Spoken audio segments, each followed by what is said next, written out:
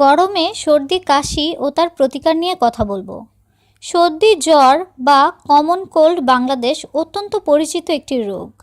আমাদের দেশে সম্ভবত এমন লোক খুঁজে পাওয়া যাবে না যার বছরে অন্তত দুবার সর্দি জ্বর হয়নি। রাস্তাঘাট, স্কুল, কলেজ কিংবা অফিস পাড়ায় প্রায়ই হাঁচি দিতে থাকা অথবা নাকের পানি মুছতে থাকা লোকজন নজরে পড়ে। গরিব, ধনী, শিক্ষিত, অশিক্ষিত, চিকিৎসক, প্রকৌশলী, আমরা কেউ এ রোগ থেকে মুক্ত নই।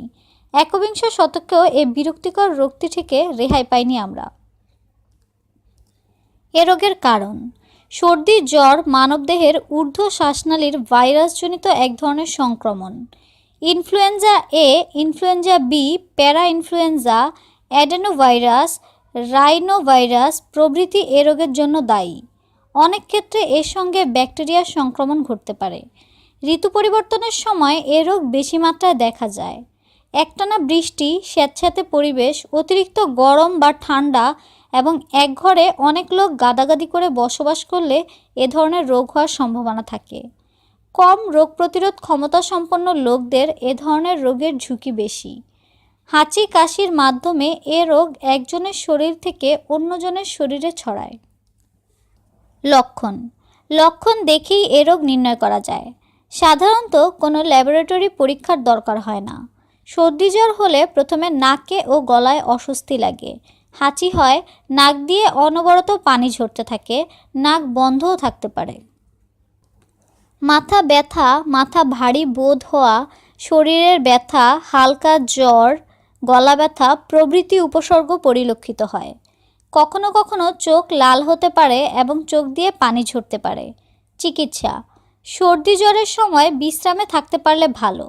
স্বাভাবিক খাবারের পাশাপাশি প্রচুর পানি, লেবুর রস, আনারস, পেয়ারা বা আমলকি জাতীয় খাবার খাওয়া যেতে পারে। ঠান্ডা জাতীয় খাবার যেমন আইসক্রিম, ফ্রিজের পানি, কোল্ড ড্রিঙ্কস পরিহার করতে হবে। গরম চা বা কফি খাওয়া যেতে পারে। এ রোগের চিকিৎসায় সাধারণত অ্যান্টিবায়োটিক এর প্রয়োজন হয় না। জ্বর ও ব্যথানাশক প্যারাসিটামল এবং অ্যান্টিহিস্টামিন জাতীয় ওষুধ কয়েকদিন খেলেই এ রোগ সেরে যায়। তবে ব্যাকটেরিয়াল সংক্রমণের লক্ষণ থাকলে চিকিৎসকের পরামর্শ অনুযায়ী উপযুক্ত অ্যান্টিবায়োটিক সঠিক মাত্রায় 5 থেকে 7 দিন খেতে হবে। শিশুদের ক্ষেত্রে টনসিলের বা ফুসফুসের সংক্রমণ হওয়ার ঝুঁকি থাকে বিধায় রেজিস্টার্ড চিকিৎসকের পরামর্শ মতো ওষুধ খাওয়ানো উচিত। প্রতিরোধ ও জনসচেতনতা: সর্দি জ্বরে আক্রান্ত হলে অন্যদের সঙ্গে, বিশেষ করে শিশুদের সঙ্গে মেলামেশায় সাবধানতা অবলম্বন করতে হবে। হাঁচি দেওয়ার সময় বা নাকের পানি মুছতে রুমাল বা টিস্যু পেপার ব্যবহার করতে হবে। রোগীর ব্যবহৃত রুমাল বা গামছা অন্যরা ব্যবহার করা থেকে বিরত থাকতে হবে।